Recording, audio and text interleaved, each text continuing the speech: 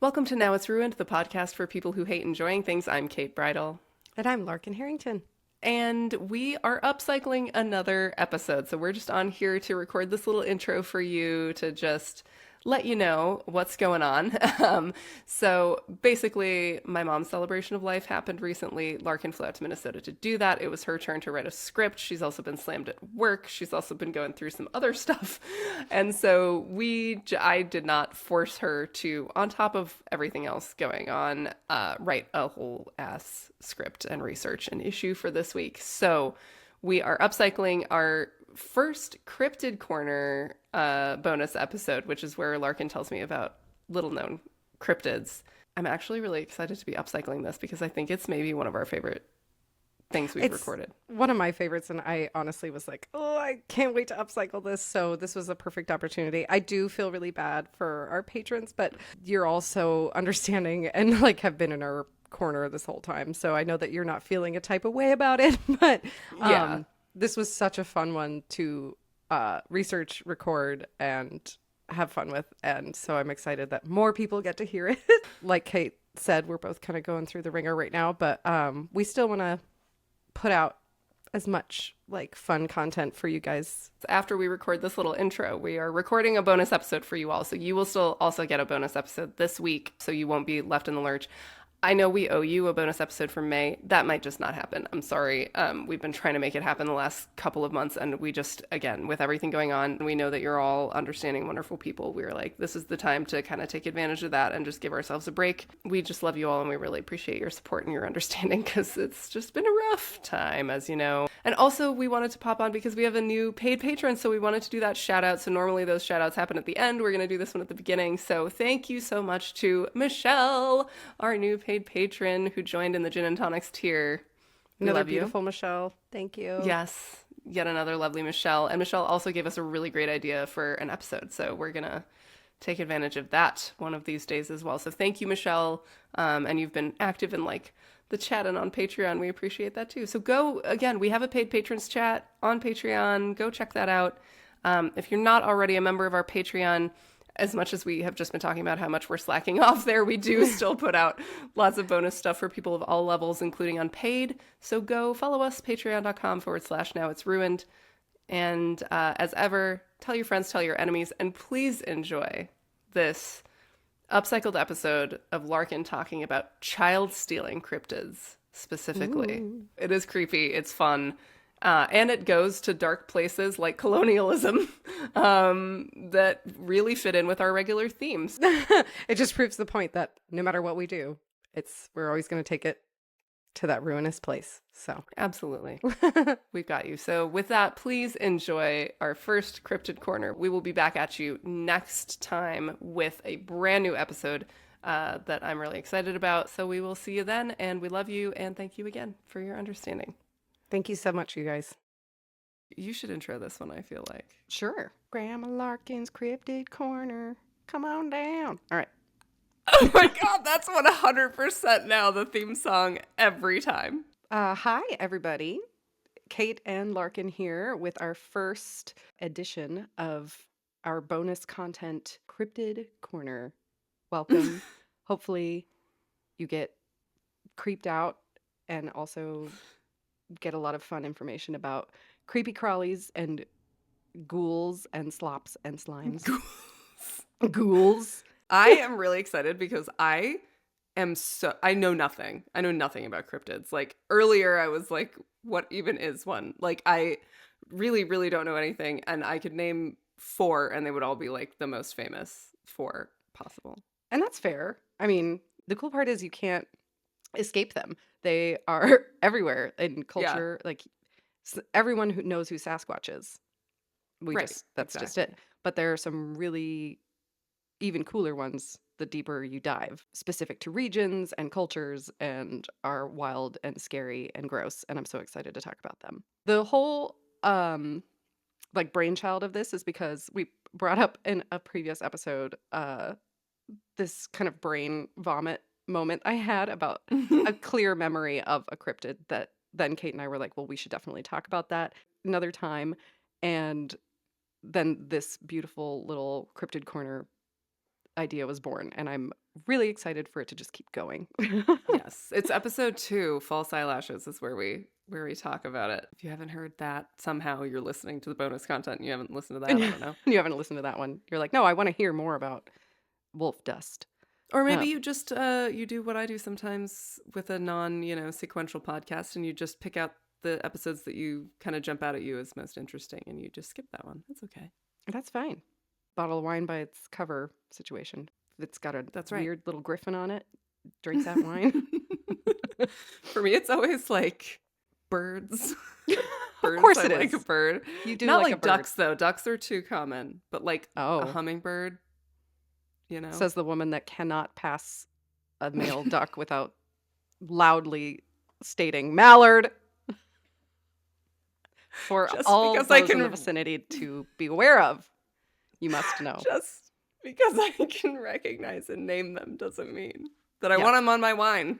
Fair. Just You know, doesn't. fair. My sister has pointed out that Minnesotans have this, and I don't really know if it's Minnesotan in general or just somehow her and I being little freaks, but that we feel the need to name every bird we see immediately as soon as we see it. And if we do not know its name, then we will be researching it for the next several hours to make sure that we can name it next time. And then, report back later, be like, earlier I saw.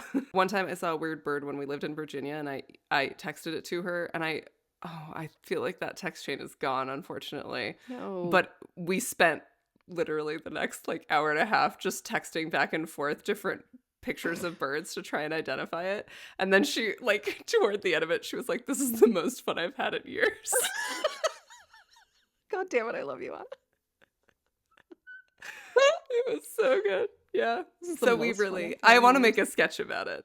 Yes, please do. I'm trying to talk. Maybe next time you're in town, we can do it with the two of us. Back to the cryptids. Here we go. Kate made the good point that since she wasn't even fully aware of, what being a cryptid entails, I found a pretty good, definition of what a cryptid is. And this one describes it as a creature that is found in stories and that some people believe exists or say they have seen, but it has never been proven to exist.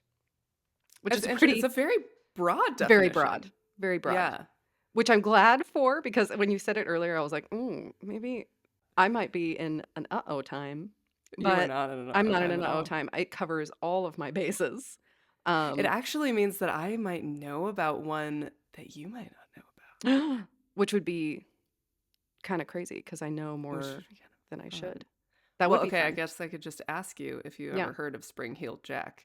Oh, I have heard of Springfield. Oh, okay. Yeah, I said Springfield Jack. I didn't mean to. Springfield Jack. But I don't remember where he's from. England. England, yeah. Okay, diving right in. I wanted to do this special bonus episode, as I said earlier, about a very specific cryptid, or rather mythological monster that I cannot find reference to anywhere. Larkin may have invented a cryptid. I think I did, and that's fine. That's how Which is great. Werewolf Dust, OG, Now It's Ruined, original cryptid. The Dusty Werewolf, which would make a great pub name. Ooh, the Dusty Werewolf. Oh, yes. Nobody take that. Yeah. That's mine. Nobody steal that. TM. No, TM. I don't know how that's. I don't think Dibsies. it's trademark. I don't think you can do that. Okay. I'm a lawyer. Just don't steal it. It's don't steal it. She'll come after you. Okay, so this is especially disturbing because I have a very clear memory about seeing this in some sort of silly documentary about spooky creatures or what have you. Mm-hmm. Think Ancient Aliens style. Our younger audience may not have the same memories, I think, of staying up way too late with the Discovery or History Channel on and then getting totally freaked out by aliens or paranormal creatures or ghosts, ghouls again. Maybe falling asleep and getting absolutely rocketed back into awareness by a commercial that's 20 decibels, too loud, selling CD anthologies of the oldies. Anyway, Yes, with couples walking on the beach and all the song titles scrolling by. Anyway, it was one of those. It was one of those documentary times. And it's because my memory of this is so distinct that it's so upsetting. I clearly remember a description of a wolf-like creature that goes into people's homes at night, sprinkles dust into the sleeping parents' eyes to keep them asleep, and then steals their children and eats or maims them. in their front yards, as I Yeah, recall yes, specifically. I was just like taken aback, but I was like, it's not like in the house, and it's not like their bodies are found in the woods. Like it's just in the front yard. It and just feels so. so and if I've made this up, then that's an extra like level of disturbing. Your brain added that My brain element. added that special fun part. Why? That's why we're here. That's why we're here. It is, and that's why you're my soulmate. That's right. Okay, so it maims them, right? Leaves them in the front yard. Weird, According to you. according Right. to me, Yes. right? Um, it has glowing red eyes, and I have Uh-huh. this image. I can see it right now of this artist's rendering of a wolf man with terrifying bright red eyes standing in a doorway. Like I can conjure that image. Oh. So this is either some weird Mandela effect moment, or I'm manufacturing it, or I've made some amalgamation monster from folklore I've heard over the years and created a whole new creature born of the others. But I don't know. Whatever it is, I don't care for it. And I found myself screaming into the internet void for someone to tell me if they know what the actual fuck I'm talking about or if I'm actually crazy. During my increasingly futile and furious searching, I realized that however I came up with this creature, it made for interesting content and discussion. And I really dove Mhm. into some crazy myths and monsters that I maybe wouldn't have looked into otherwise. And I'm simultaneously delighted that I know about them and wishing I didn't. We have come up with some really fucked up creatures as human beings.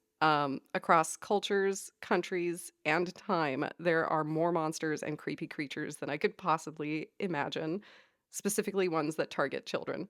Ooh. Wait, so do you find it creepy? Like, do you actually get creeped out by the monster, or are you like, who is coming up with this? And like, that's what creeps you out, or both? I think and I get into this, I do Okay. later. Let's just hear I want to hear yours because I go into mine. Like what Um, scares you? The creation story or the it doesn't. it just doesn't. It just doesn't. No, it just generally doesn't. Which is why I'm curious because I feel like we're the same on so many things, but this really gets you, and this kind of Yeah. thing just doesn't scare me. Like I'm just like I don't believe it. It's not real. Like I'm too Cool. skeptical, I think. Maybe you Although the are. Mothman, the first time I watched a documentary on Mothman, it gives me a little like fun like ooh, Yeah. like it doesn't stick with me or haunt me or anything. Interesting. Okay. Well, Yeah. this whole thing is basically an answer to that. So maybe Ooh, okay. if I don't answer it, let's touch base at the end and then we can Okay. check back in. Maybe I'll change Um my mind too as I learn about more of them because I also know, mostly yeah, about the you ones that are like heavily, it's like Nessie and Bigfoot. And I'm oh, like, I don't. Well, Nessie actually I should find terrifying because plesiosaurs are yeah, not my those are jam. not your bag. That should be the scariest to you. Let's see what we can do. We would see how brave I was about Nessie if someone was like, well, then get in the lock. Yeah, exactly. I'm gonna take you down. Well, I wouldn't because I don't like that. Mm-mm. I wouldn't do it. I don't like I any wouldn't. underwater leviathans. Get out of here. Mm-mm. It's Mm-mm. like Bloody Mary. Like, do I actually think No, that a ghost woman is going to come and kill me? No. Am I going to test it out? Nope. no, And I never will. no. Even Nate won't. He's like, no, why would you why? Why would you And I tempt was like, you're that? the most like logical, practical, down to earth person that I know. Keegan said the same thing. He's He like, was like, "Why would mm-mm. you fuck with that?" I have said Candyman. Oh, well, That one I've done. Again, I know the origin of that one. Kind of like we were talking about Slenderman earlier. And I was like, is that a cryptid? Because we know exactly where it came from. We know the author of that right. creepypasta. We know its origin. But yeah, by the definition, Slenderman is a cryptid because some people They're do claim to stories. have seen him. Yeah. They're stories, and if people believe in them, they exist. Ooh, That's right. ooh. Ooh. Which is part of Ooh. the creepy thing for me. I like that. And I just like starting this with the understanding and realization that monsters have really been with us from the beginning, which is Hmm. also the cool part. Like I'd never thought about it from that angle, the way you said it, which is like someone came up with like someone's brain Mm-hmm. had to go there, And that's and there really had one of to be them. some circumstance to make your brain go there, and that I do find creepy. Yes. When I saved So that's a great point. him for the very end, because I think he'll be Ooh. the creepiest for you. Um, Okay. Ugh, that just gave me a little shit. See, maybe I just needed you to tell me cryptid stories. so I stumbled upon a writer this spooky writer named J.A. Hernandez during this deranged research, whose focus seems to be on the spooky and macabre.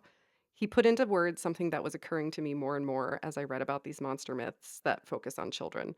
And it was that, yes, the notion that we came up with scary beings that punish naughty children to scare them into obedience or better behavior makes logical sense. I mean, these stories stay with us, at least for me. Hmm. Um, Even now, every once in a while, I am utterly convinced there's a boogeyman under my bed. Like, Ooh, right? yeah. Like, even you. But while this makes logical sense, what are the odds that so many different cultures all over the world all came up with a similar method of keeping their children afraid and obedient? Like, like, obviously, this is the author's kind of shrug and wink at spooky coincidence or whatever, but something I can't help but think about too. It's a completely natural progression and not a leap to see that every culture raises children and children suck and they don't listen or don't always abide by the accepted rules or standards of their community. So coming Yeah, up they're with little shits. they're little shits. So coming up with a traditional mythos to scare the shit out of them so that they just stop being dicks for a minute makes sense. Yeah, it's like But the ancient equivalent of like just play a game on my phone. precisely. We don't have time to go into like the ethical issues there that definitely come up. Like don't go to bed when you're told. Well, little Jimothy, a giant bat demon that vaguely looks like a person is going to eat your face off. Why are you crying? Why? God, Jimothy. Get it together, man. You're 5. But moving on to my elusive monster, I found a few possible and horrible candidates. There is the myth of the Roggen wolf or Rye wolf, which is a field spirit of Germanic origin that takes the form of a dog or wolf that takes children and eats them. Hmm. This one is cool because it is one type of creature under the classification of Feldgeister, or as I said before, field spirit. There are many kinds, apparently, appearing as animals or even humanoids that cause different plights or even illness. Some can be wind spirits that can control the weather and cause lightning and shit. And I Oh. would be totally remiss not to mention the Roggen Mume, or Rye Aunt, thought to be the mother of the Roggen wolf. She captures children and either feeds them to the Roggen wolves or in other tellings consumes them herself. I especially wanted to mention her because apparently she can run as fast or faster than a horse. And her Uh-uh. breasts are so long that she has to throw them over her shoulders to run. Uh, And they're like Okay, poison. I was fully creeped out by the Rye aunt until poor woman has to toss her titties over her shoulder to get anywhere. There That she would just goes. give me empathy and respect. Well, they're poison. Her tits are poison? Yeah. Like, Yeah. on contact, or you gotta. They're filled with like iron. Like, I can't. So, do you have to drink out of them, or she squirt them No, at you? but the thing is, I wanted to leave her a little bit alone because I want to talk about Okay. Feldgeisters more. But I did have to, it was like an honorable mention of the Roggenmume. I'm all Um, in on her right now, so I'm sorry I no, was pushing don't. too hard. Can't not wait for the episode where I Um, get to learn about the poison titties. I didn't. Yeah, I don't want to go too. I don't want to give you too much. Just a taste of the poison titties, Toxic titties. toxic titties. Yes, But when you said Rye aunt, I was like, huh. Like I right, just immediately was right. like hag, that kind of thing, The like rye aunt. banshee hag kind of deal. It does. Mm, Ooh, we got more of Witchy. those. We got more of those. Great. So yeah, the poison titties. In some versions, she even like smacks children with them, which I love. Um, She's an icon. icon. There's the briefest mention of her striking the eye light out of a child's eyes with the boobs. I don't know. And also her sometimes described as turning into a wolf herself, and that makes her maybe one of the stronger candidates. And I just love her. But good candidate, no sleep dust. Next up, we have the Drekovac of South Slavic origin. This little guy's name means screamer or screecher, so that's fun. Hmm. I really don't like that its description is almost exclusively including the words spindly or spindle like and bulbous, which is in Oh, regards those to its head. two Yeah, the two together, adjectives especially. together. Really don't care for Mm. those words describing anything.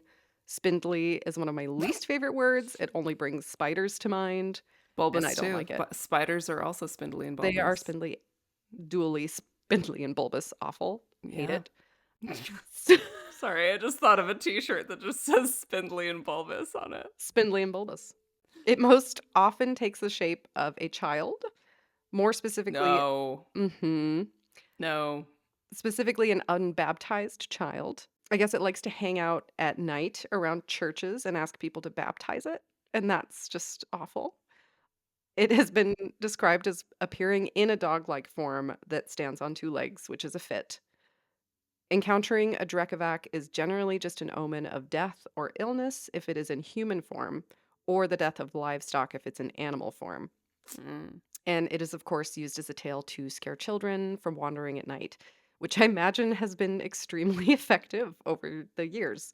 This one, though, doesn't seem to be well known for attacking people or targeting children, so not on Mm. the top of the list, as creepy and sad as it is.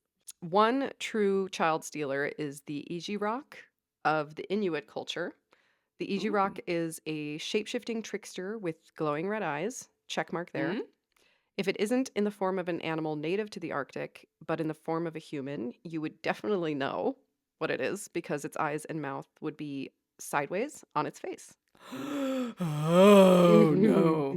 Oh dear. Mm-mm. Mm-mm.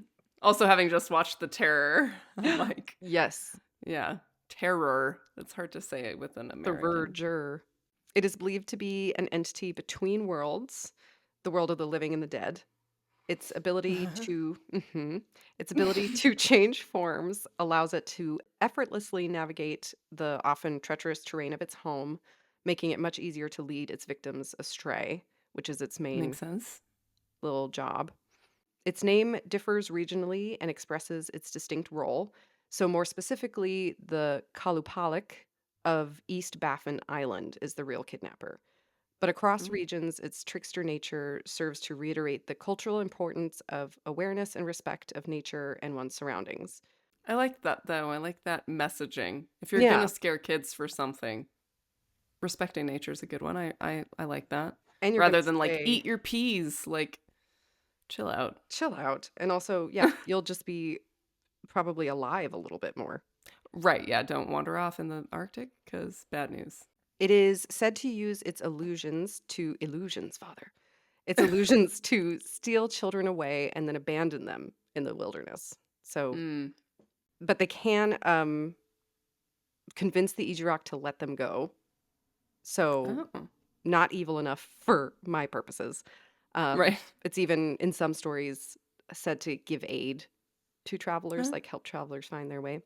I really liked this one because the lore of how it came about because I guess some of the elders whom are very few now are even afraid of the much northern Inuit cultures Mm. because they believe that some Inuit people went too far north at one point and got trapped in like the realms between the world of the dead and the world of the living, and that's how they become the Ijirok. So some elders won't even talk to um, super northern uh, Huh. elders because they're afraid that they are actually in fact Ijirok. They're like, no, we know what Wow. happened to you guys. Um, That's so interesting. Yeah, I like that one. It's fascinating, Yeah. but still not evil enough. It's creepy though, but yeah, I like that it's also kind of a can be a helper, like Yeah, less of a scary, more of a warning. This one is a real delight and is of Filipino origin. Really excited to talk to you about her. So, the Manananggal is a quote unquote subspecies, if you will, of what are called aswang or demons or ghouls. I love that this is another one that is just like a member of a species of monster. These mythologies go even deeper than we ever talk about. They're so embedded in our cultures and language that whole family trees were created as a result, and it's amazing. These guys are mentioned in writings as early as 1582, but likely jeez. were, I know, right? but likely were alive and well in the spoken lore of the indigenous people there before the Spanish ever arrived. We will Oh, yeah, okay. mhm. We will come back to this. Of the Aswangs, the Manananggal is of the self-separating blood-sucking kind. Oh, okay. I'm sorry. And what are those when they're at home? The name is derived from the word tangal, meaning to separate. And that is what this freaky little bitch does. By day, beautiful lady. By Uh-huh. night, beautiful lady that grows giant bat wings, rips herself in half, and flies around with her guts hanging out, looking for a good time. Hardcore. That's metal. Metal. And Wow. that good time is sucking the blood out of your orifices. But like, why do you have to have your own guts out to do that? It just seems inconvenient for you. Excellent question, Kate. How she does this is really fun. I had absolutely no choice but to use this direct quote from Wikipedia. All apologies to our beloved Mr. Cavill, but Oh, I think I tisk would tisk. tisk tisk. I think I would get his blessing in this instance. Cryptids are Yeah. going to be found on Wikipedia and Cryptid Wiki, and I'm sorry about it. I'm getting books. She is ordering books. She's I told me am. this. Thank you, Wikipedia person, for writing that this creature is, quote, said to prey on sleeping pregnant women using an elongated proboscis like tongue to suck out fetuses. What an amazing No. sound you just produced. From which entry point? Which entry point is a great question. They didn't go into that. Sounds like someone got scared by a lesbian. Somebody walked in Someone got real freaked out. on his pregnant wife getting gone down on by Getting gone her down on. lesbian love. You sometimes you just gotta get gone down on. You gotta get gone down on, I'll tell you what. Oh no. But you know what I'm saying? And he's like, that was my wife is so pure and so wonderful. She would never willingly submit to any kind of Never. heterosexual or homosexual relationship. So this must be a lady trying to suck our baby out of her Obviously. And he was so with her intimidated by proboscis-like yeah, tongue. her tongue was so long. My wife was moaning in abject pain, Misery. screaming. She was. She was dying. I've never seen her in such a state. Yeah, well, you never will again. And never since. She's cured. She's cured of that. Poor woman. Joyous. And it's not just blood and fetuses, folks. Really, Oh. any gross fluid your body produces will do. But I guess her preferred snack is fetuses. Yes, like phlegm, Well, that sounds liquids. nice if you're sick, actually. She's like a neti pot. Oh, just a horrific bat demon neti pot. You just depends on your state how you shall be serviced. She has to hide her lower parts before her fun night out because if someone finds it and she doesn't reattach by morning, she'll die. So if you are Oh. unfortunate enough to stumble Oh, so across, it's just her upper body that's yeah, flying it's around? just her. Oh, I didn't realize that. Yeah, I see. she rips her lower half Herself. off. I was picturing her like, okay, Oh, like ripping herself open. No, she rips off her bottom part. her lower half of her Yeah, body. and Oh, leaves it. shit. That kind of makes sense then, so that maybe she can fly because it's too heavy. Yeah, The lower body. the Okay. ease of movement. You're a lot more aerodynamic, I guess. But yeah, Okay, I'm with you now. you got So it. she You has to got it. hide her Yeah, she's legs got and to butt and hide stuff. the lower parts. The lore is that it's usually in like bamboo stand or bamboo. My goodness gracious, in banana plantations Oh. because a lot of the trunks of the banana trees look like human trunks. So Oh. that the part of the mythology there is that you could find the bottom part of a Manananggal.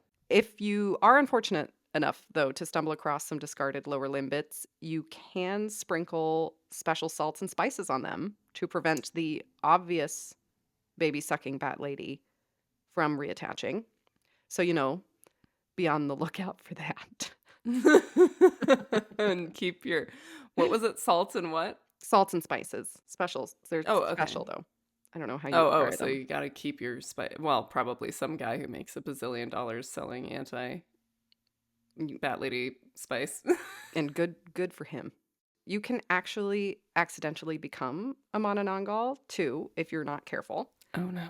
Supposedly, new Manananggals are made by a young woman consuming a baby black chicken that an existing Manananggal spit up. The transformation can be halted by getting the chick out, so don't worry. You just have to be hung Oh. upside down and beaten and fumigated until you hork it up, which insinuates that you swallowed the whole thing, you weirdo, right? Oh. Also, Yeah. definitely do not get accused of being one of these. So many excuses to just beat the shit out of women. Just Exactly. I included the link to this PBS video episode from a series called Monstrum. I adore PBS, as you all should, and this is super interesting. It's like the tiniest bit cheesy, but it's so I love it. And the narrator, PhD Emily Zarka, makes some really great points about how this monster's proclivities might be explained.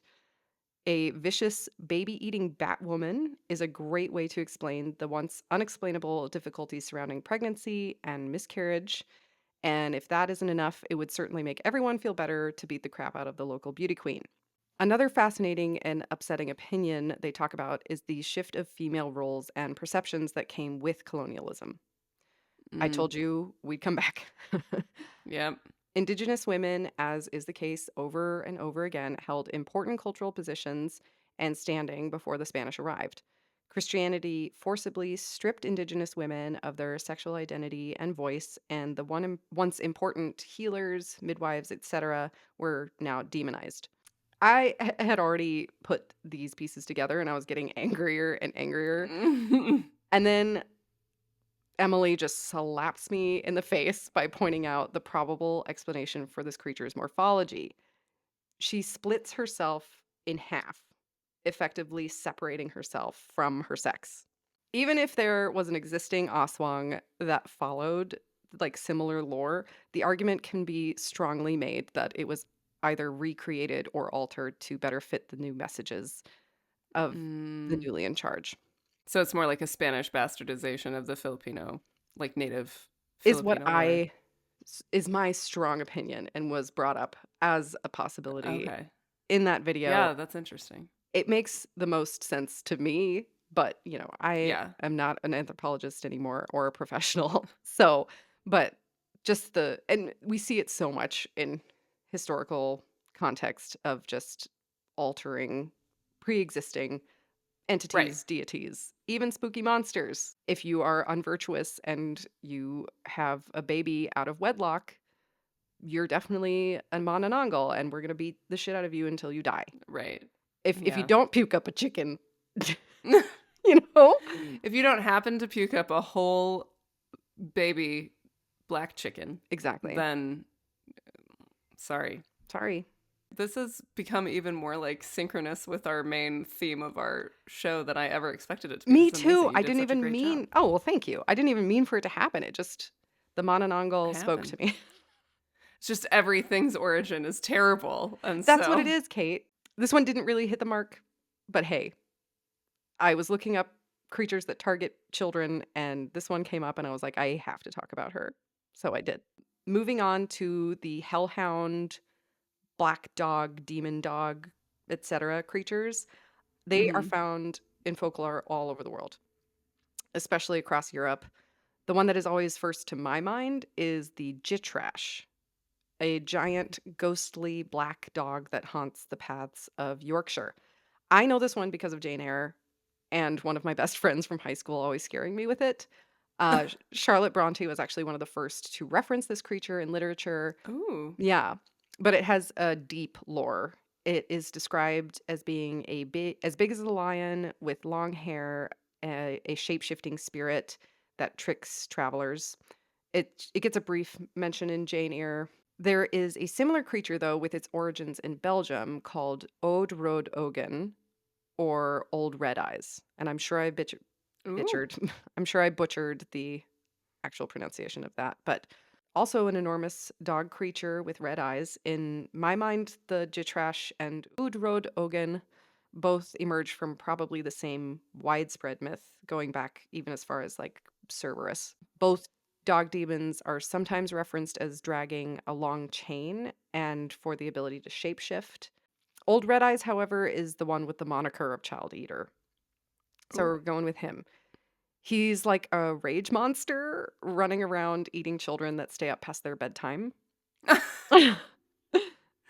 This is what I'm saying. I'm like, I get the respect nature one. And I don't worry, I get how annoying kids who will not go to bed are and how exhausted Yes. parents are. I mean, like, I understand. I understand the frustration. Right. But, like, it just feels like a slightly less worthy cause to me to tell your kids that they might get eaten. Like, and gruesomely, like, he's supposed to be enormous, giant sharp teeth, super duper fast, and just furious. Like, he's known for just being Fast and angry. Furious. Fast and furious. He's Vin Diesel in a dog outfit. That's, yeah, on all fours. That's scarier to me. Good God. Can you imagine that coming at you? Mm-mm. Oh my god, just deranged Vin Diesel. I would be like, he's probably cosplaying because he's such a big D&D nerd. Oh, yeah, he is a nerd. So, I mean, I feel initial like he's horror, LARPing right now. he's just LARPing. He'll just run right by you. He'll move on. Yeah, if you don't Yeah. pay attention, he'll move on. Don't engage with Vin when he's on all fours in his dog outfit. Just don't do it. That's a wonderful quote that I hope you keep. Speaking of quotes, I did it again because it's Cryptid Wiki. Thank you again, Wiki peoples, for Wiki people. clarifying. Quote, The peoples of Wiki. the peoples of Wiki.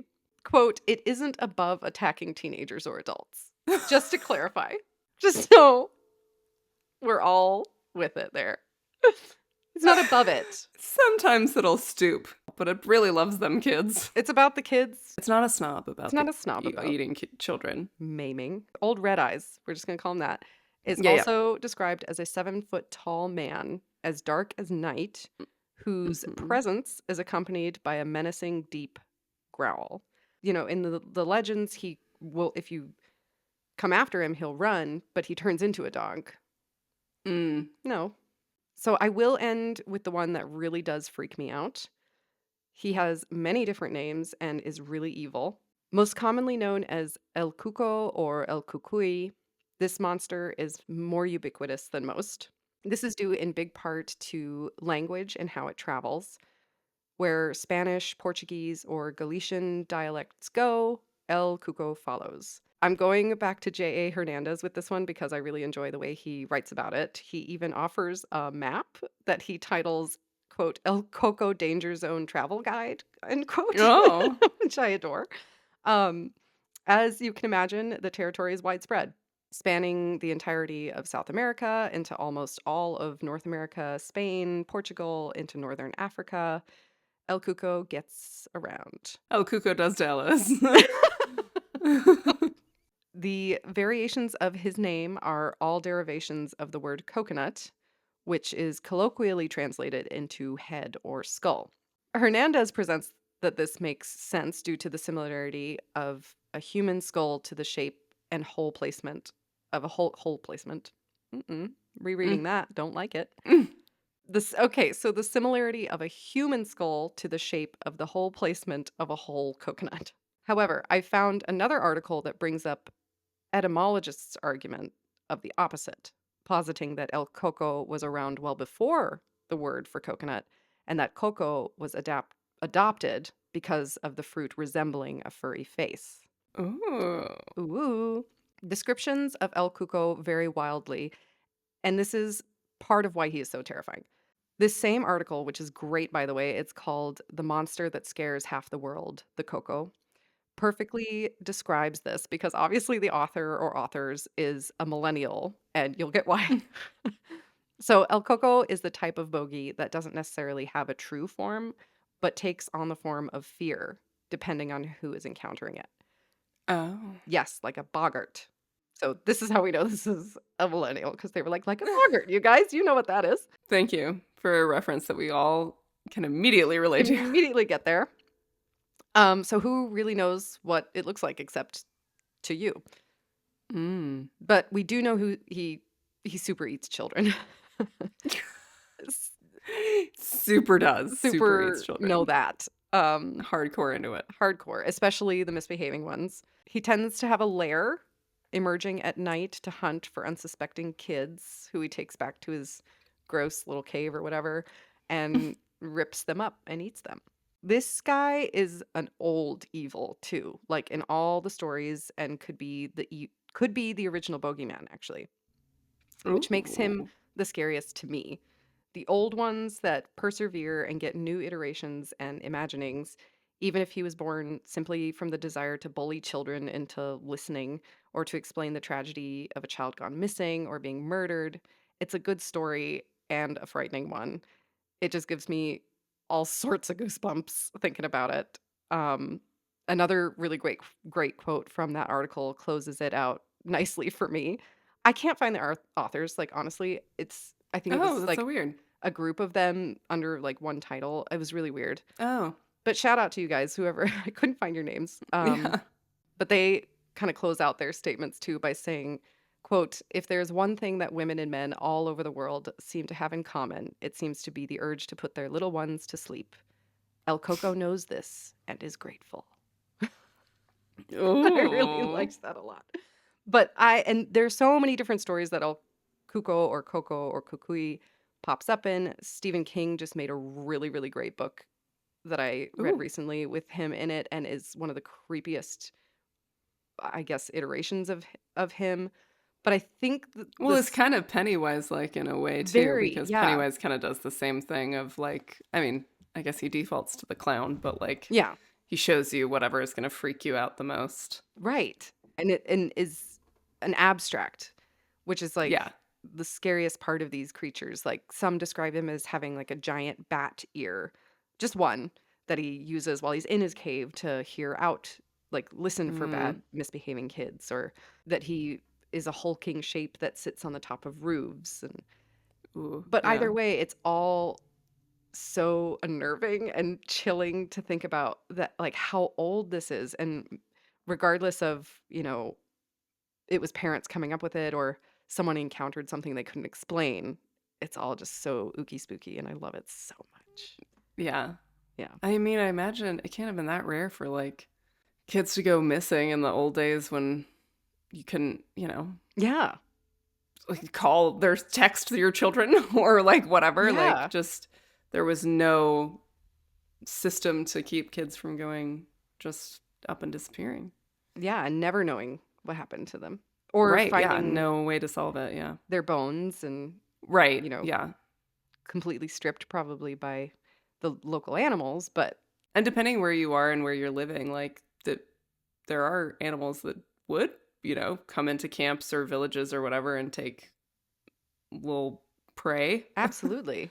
Opportunism. So I may not have found my cryptid or demon or monster or whatever. Maybe it's been a werewolf this whole time, but I found some pretty creepy stories of some messed up creatures that, while they may not really exist, are definitely alive in our collective imaginations and fear of the unknown. I can't wait to find out about more. That was fascinating. And I loved what you did with it and how you walked through it. So thank you so much. Oh, I yeah. learned a ton. I'm Yay. so excited to know all of that now. I learned so much too, and this is a new joy. Fantastic. Well, let us know how you like it, dear patrons. I would think we're going to do more of these regardless because we're Yes. having fun. But we also recognize that you are paying us for bonus episodes. So please give us your feedback. Let us know what you like, what you don't. We want to make sure that we're giving you stuff that you actually want to hear. And if you're not into the cryptid chat, then we'll just keep doing it and make it free for everyone. Make Yeah. it bonus content for everybody. And that's what we'll do.